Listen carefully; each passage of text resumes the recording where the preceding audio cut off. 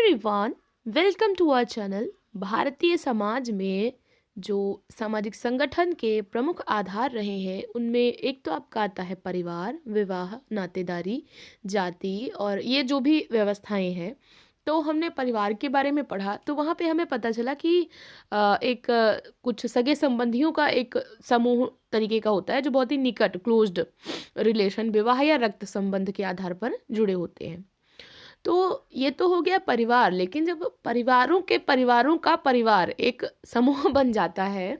अभी जैसे जाति प्रथा को हम पढ़ रहे थे तो उसमें जो इरावती कर्वे हैं तो उन्होंने कहा कि जाति विस्तृत स्वजन समूह यानी कि एक नातेदारी समूह है।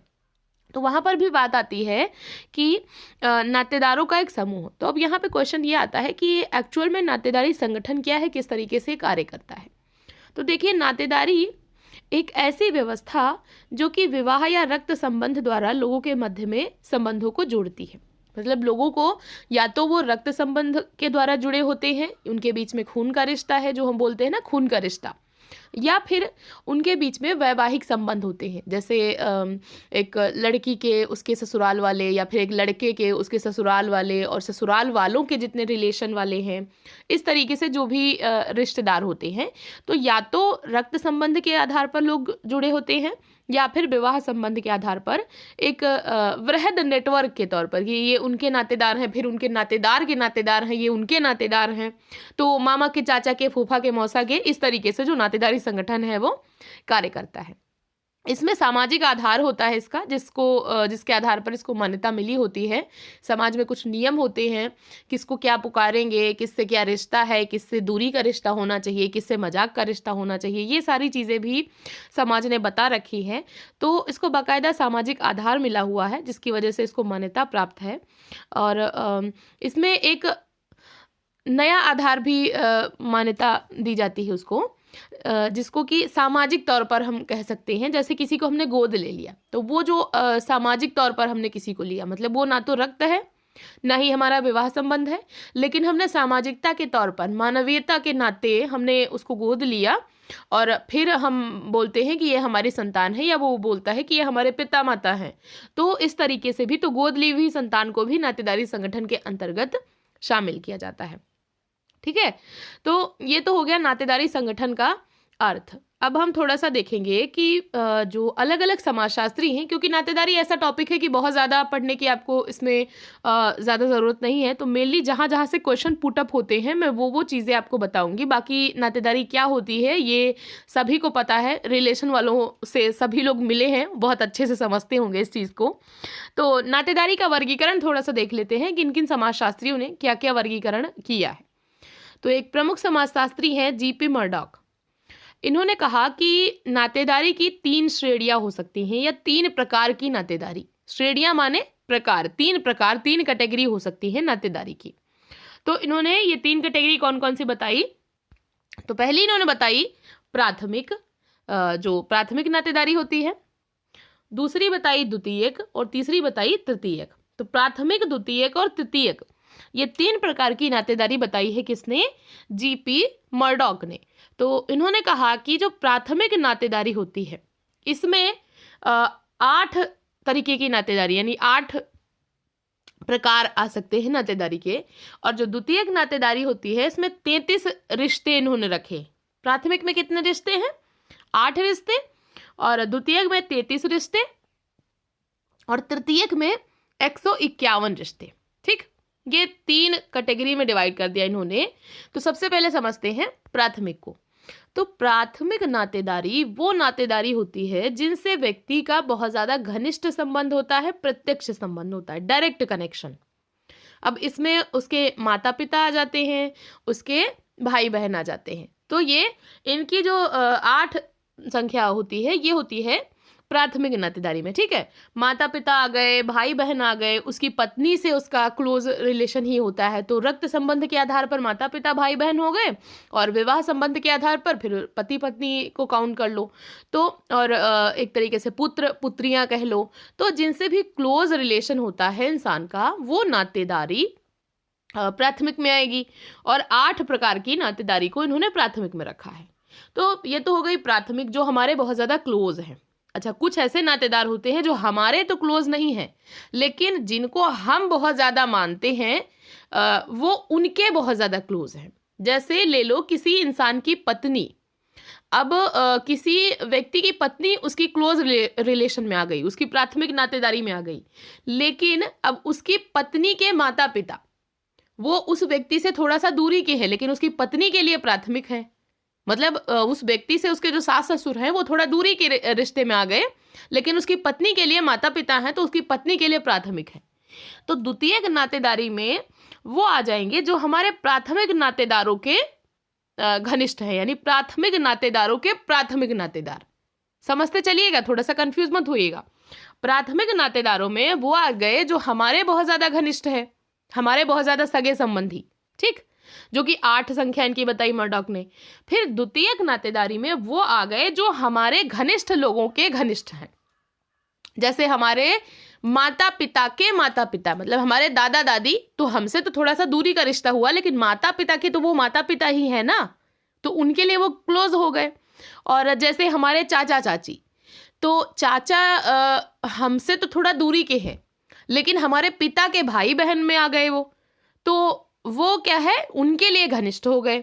या हमारे मामा मामी या भतीजा भतीजी, तो हमसे जो दूरी के हों लेकिन जिनको हम अपने घनिष्ठ मानते हैं, उनके लिए वो घनिष्ठ हों, मतलब कह सकते हो हमारे खास के बहुत ज़्यादा खास, ठीक, वो हो गए द्वितीयक नातेदारी में। और इसमें संख्या रखी है मर्डॉक ने 33। फिर आते हैं तृतीयक नातेदारी। अब जो हमारे द्वितीयक संबंधी हैं उनके जो प्राथमिक संबंधी आ गए, मतलब हमारे घनिष्ठ के घनिष्ठ के घनिष्ठ, वो आ जाएंगे तृतीयक नातेदारी में कि ये थे हमारे क्लोज, हमारे माता पिता, हमारे भाई बहन। फिर माता पिता के माता पिता या फिर उनके भाई बहन, यानी चाचा चाची, मामा मामी, ये सब आ जाएंगे द्वितीयक में, क्योंकि हमारे वो क्लोज नहीं है, लेकिन जिनको हम क्लोज मानते हैं उनके वो लोग घनिष्ठ संबंधी हैं। और तृतीयक में आ जाते हैं ये जो द्वितीयक नातेदारी वाले हैं, इनके क्लोज वाले। द्वितीयक नातेदारी में जैसे चाचा आए, तो अब चाचा का लड़का आ गया, फिर मामा का लड़का आ गया, या बुआ का लड़का आ गया। तो इस तरीके से, यानी कि जिनको हमने प्राथमिक माना, उन प्राथमिक वालों के जो प्राथमिक हैं वो द्वितीयक में आएंगे, और फिर जिनको हमने द्वितीयक माना, उन द्वितीयक वालों के जो घनिष्ठ होंगे यानी प्राथमिक होंगे, वो तृतीयक में आएंगे। और इनकी संख्या हो सकती है 151। अब जैसे यहाँ पर सपोज ले लो, प्राथमिक में आ गई किसी की पत्नी, अब पत्नी का भाई आ जाएगा द्वितीयक में, और भाई का साला, ठीक है, वो किधर आ गया, तृतीयक में आ गया। या भाई की पत्नी, मतलब सलहेज कह लो, तो वो आ गई तृतीयक में। तो इनकी संख्या 151 होती है। तो इसको समझ गए ना, बिल्कुल कंफ्यूज मत होइएगा। फिर एक समाजशास्त्री हैं मॉर्गन, तो इन्होंने बताया, न्यूयॉर्क की इराक्वेस जनजाति थी, इस पर इन्होंने अध्ययन किया और कहा कि नातेदारी के 2 प्रकार होते हैं। मर्डॉक ने 3 बताए, प्राथमिक द्वितीयक तृतीयक, और मॉर्गन ने 2 बताए कि नातेदारी के 2 प्रकार हो सकते हैं। कौन कौन से? तो एक कहा वर्गात्मक होता है और एक होता है विवरणात्मक। वर्गात्मक का मतलब हुआ जो कि वर्ग में, एक वर्ग में बांध रहा है लोगों को, कि एक शब्द ऐसा जो कि एक पूरे समूह के लिए, एक पूरे वर्ग के लिए, एक कैटेगरी के लिए यूज होता हो। जैसे एक वर्ड है बहुत ज्यादा हम लोग बोलते हैं अंकल। अंकल हम किसी को भी बोल सकते हैं, कोई अननोन इंसान है उसको भी अंकल बोल दिया, पापा की एज का है उसको अंकल बोल दिया, हमारे सगे वाले चाचा हैं उनको अंकल बोल दिया, मामा को भी अंग्रेजी में अंकल बोल सकते हैं। तो एक ऐसा शब्द जो कि एक पूरी कैटेगरी के लिए यूज होता हो, तो उसमें ऐसे नातेदार जो कि एक पूरी कैटेगरी के लिए यूज होते हैं, ठीक, वो आ जाएगा वर्गात्मक में। और विवरणात्मक में वो नातेदारी शब्द आ जाएंगे जो कि पहले से ही हमको, जिनका नाम सुन के ही पता चल जाए कि इसका क्या रिश्ता है। जैसे बोल दो पति, तो पति सिर्फ एक ही होगा, उसको हम किसी दूसरे के लिए यूज नहीं कर सकते हैं। जैसे बोल दो पिता, पिता सिर्फ एक ही होगा, वो उसको हम किसी दूसरे के लिए, पिता किसी को बोल सकते हो, नहीं बोल सकते ना, पिता तो अपने पिता को ही बोलोगे। माँ सिर्फ अपनी माँ को ही बोल सकते हो, किसी दूसरे की माँ को नहीं बोलोगे। तो विवरण में वो नातेदारी शब्दावली आएगी जो कि बहुत ज्यादा विशिष्ट है। विशिष्ट मतलब कुछ ही लोगों के लिए जिनके लिए प्रयोग की जा रही है सिर्फ उन्हीं के लिए, और जो खुद में विवरण दे रही हो कि जिसका शब्द सुन करके ही पता चल जाए कि इसका इससे रिश्ता क्या है। और वर्गात्मक में यहाँ पर क्लियर नहीं हो पाता है कि सामने वाले से इसका रिश्ता क्या है। तो नातेदारी शब्दावली के आधार पर दो प्रकार की नातेदारी बताई, वर्गात्मक और विवरणात्मक, ये बताई मॉर्गन ने। तो इन्होंने नातेदारी संबंधों के अध्ययन में सबसे ज्यादा योगदान दिया था सर्वप्रथम मॉर्गन ने ही, ये भी इंपॉर्टेंट पॉइंट है। सर्वप्रथम मॉर्गन ने नातेदारी संबंधों के अध्ययन में महत्वपूर्ण योगदान दिया था, ये पूछ सकता है। तो ये तो हो गए नातेदारी के प्रकार। अब हम थोड़ा सा देख लेते हैं नातेदारी की रीतियां। कुछ कुछ समाजशास्त्री हैं जिन्होंने बताया है। तो एक आपका होता है परिहास संबंध। परिहास संबंध, हंसी मजाक का, जोकिंग रिलेशन। कुछ ऐसे संबंधी होते हैं जिनसे हमारा हंसी मजाक का रिश्ता होता है, तो मित्रता का रिश्ता होता है, तो उन रिश्तों को कहा जाता है परिहास संबंध। और ये बताया था रेडिक्लिफ ब्राउन ने सबसे पहले, बाद में तो बहुत सारे लोगों ने यूज किया, बट अगर मेनली पूछता है तो ब्राउन ही आप टिक करना।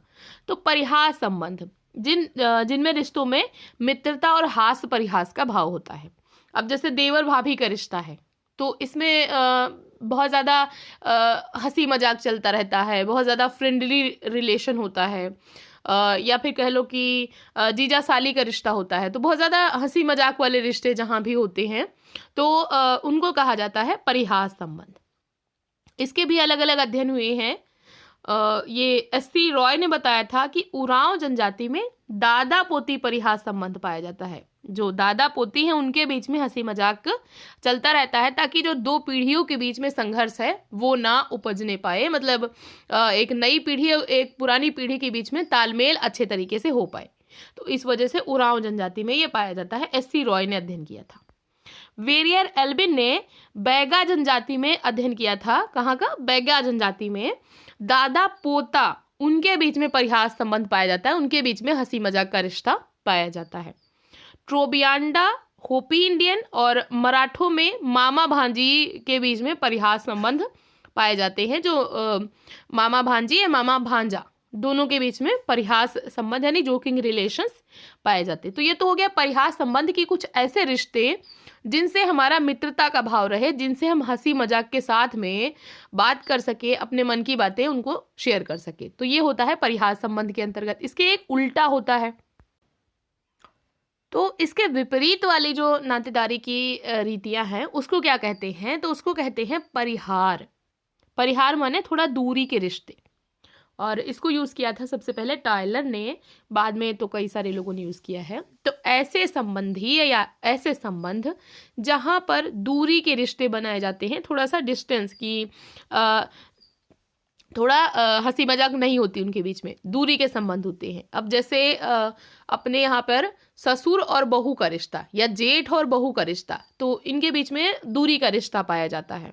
तो टायलर ने अध्ययन किया था मलेनेशिया के मातृवंशी समाज में, और यहाँ पर इन्होंने देखा कि सास और दामाद के बीच में परिहार संबंध पाया जाता है, दूरी का रिश्ता पाया जाता है।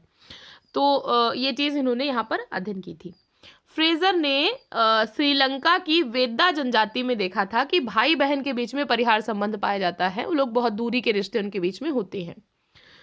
फिर तो ये तो हो गया परिहार संबंध। परिहार संबंध जहाँ पर मजाक वाले रिश्ते होते हैं, परिहार संबंध जहाँ पर दूरी के रिश्ते होते हैं, हंसी मजाक नहीं होती उनके बीच में।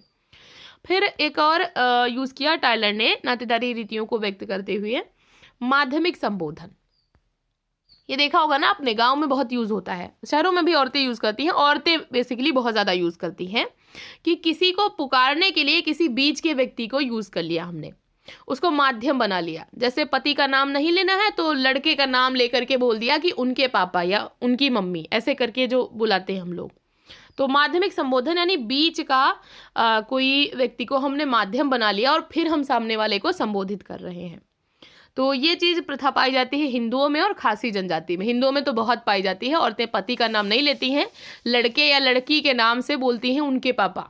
तो ऐसे करके ये चीज बहुत ज्यादा चलती है। फिर एक और नातेदारी की रीति है जो कि है किनशिप अलजेब्रा, जिसको यूज किया था मेलेनोवस्की ने। अलजेब्रा यानी बीजगणितीय फॉर्म।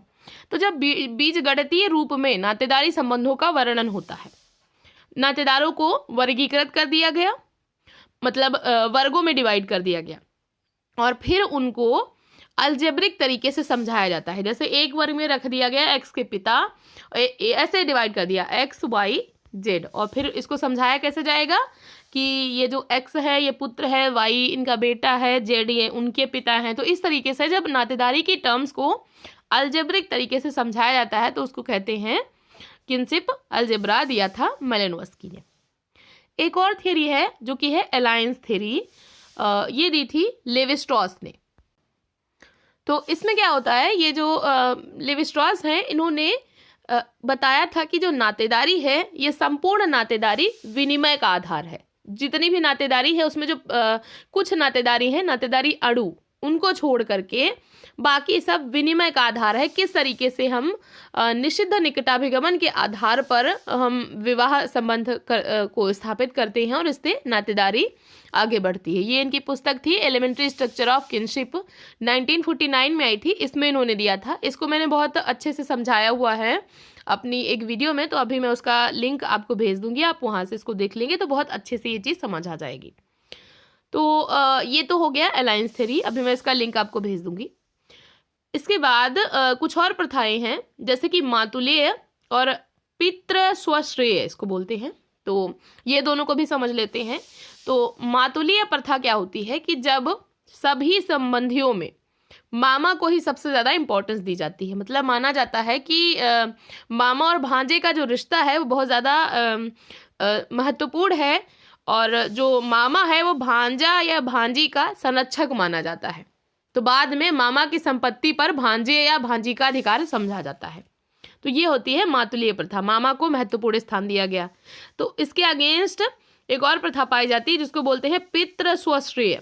इसमें क्या होता है कि बुआ को प्राथमिकता दी जाती है। जो भतीजा है वो बुआ की संपत्ति का उत्तराधिकारी होता है और बुआ को सबसे ज़्यादा महत्वपूर्ण स्थान दिया जाता है समस्त नातेदारी व्यवस्था में। तो ये चीज़ होती है पितृ स्वश्रेय। एक और प्रथा पाई जाती है सहकष्ठी प्रथा, सहकष्ठी या कुवैट प्रथा, इसको बोलते हैं ब्याज प्रसूति भी बोलते हैं। तो ऐसा माना जाता है कुछ कुछ जनजातियों में कि पत्नी जब प्रसव काल में होती है तो उसके द्वारा जो पीड़ा अनुभव की जाती है पति भी उसको प्रतीतिक रूप से अभिव्यक्त करता है। मतलब जिस तरीके से पत्नी रहती है, जो भी उसको खाना पीना मिलता है, वैसे ही पति भी रहता है और वैसे ही अभिव्यक्त करता है कि हाँ मुझे भी उतना ही कष्ट हो रहा है, और वैसे ही उसको सारी चीज़ें करनी होती हैं। तो ये प्रथा पाई जाती है टोडा और खासी जनजाति में। एस.सी. दुबे ने बताया था कि इससे पितृत्व निर्धारण हो जाता है, क्योंकि बहुपति प्रथा होती थी ना, तो कई सारे पति हैं, तो फिर जो भी पति सहकष्ठी प्रथा को निभाएगा माना जाता था कि ये बच्चा उसका है। एस्किमो जनजाति में वृद्ध तंत्र पाया जाता है, वहाँ पर वृद्धों को कोई सम्मान नहीं दिया जाता बहुत ज़्यादा, तो ये पाया जाता है वहाँ पर। प्रोफेसर पीटर ने सामाजिक पितृत्व निर्धारण की अवधारणा दी थी, ये भी वन लाइनर है, इसको याद कर लीजिएगा। और अफ्रीका में रेडक्लिफ ब्राउन ने चोकटा और अमोहा जनजाति का अध्ययन किया था, ये भी वन लाइनर है, इसको याद कर लीजिएगा। तो ये तो हो गए नातेदारी की। अब कुछ दो छोटे छोटे टर्म हैं, एक है वंश और एक है गोत्र, तो इनको भी थोड़ा सा समझ लीजिए। तो वंश क्या होता है? जन्म या रक्त के आधार पर संबंधों में बंधी हुई एक जैविकीय सामाजिक सांस्कृतिक व्यवस्था, जहाँ पर जन्म के आधार पर और रक्त के आधार पर, मतलब हमने जिस भी खानदान में जन्म लिया है और जो हमारे रक्त संबंधी हैं, इनकी एक जो व्यवस्था होती है वो कहलाती है वंश। हमारे वंशज में हमारे रक्त संबंधी आ जाते हैं, और हमने जहाँ पे जन्म लिया हुआ है उस कुल के जितने भी लोग हैं वो सारे के सारे वंश में आ जाते हैं। और गोत्र क्या होता है? गोत्र होता है कल्पनाओं के आधार पर बनाया गया एक पक्षीय एक विवाही समूह, जो कि कल्पना करता है कि हमारी उत्पत्ति किसी सामान्य पूर्वज से हुई है। तो इन दोनों में अंतर क्या है? तो जो वंश होता है ये रियलिस्टिक होता है, क्योंकि यहाँ पर वास्तव में व्यक्ति के रक्त संबंधी होते हैं। उसने जिस कुल में जन्म लिया होता है, वास्तव में उसके माता पिता, उसके दादा दादी या उससे भी जो पूर्वज है वो वास्तविकता में, तो ये वास्तविक वाली व्यवस्था हो गई। और गोत्र है कि कल्पना कर ली जाती है कि हमारा जो कुल है वो किसी ऋषि या किसी भी महापुरुष के द्वारा इसका जन्म हुआ था। तो इस तरीके से गोत्र एक तरीके से कल्पना कर ली जाती है किसी सामान्य पूर्वज, सामान्य ऋषि से कि हम उत्पन्न हुए हैं। तो गोत्र और वंश में ये थोड़ा सा अंतर होता है। तो ये था आज का वीडियो। आई होप आपको ये सारे टॉपिक अच्छे से समझ में आ गए होंगे। ऐसे ही पढ़ते रहिए, अपने गोल की तरफ आगे बढ़ते रहिए। वीडियो देखने के लिए थैंक यू सो मच।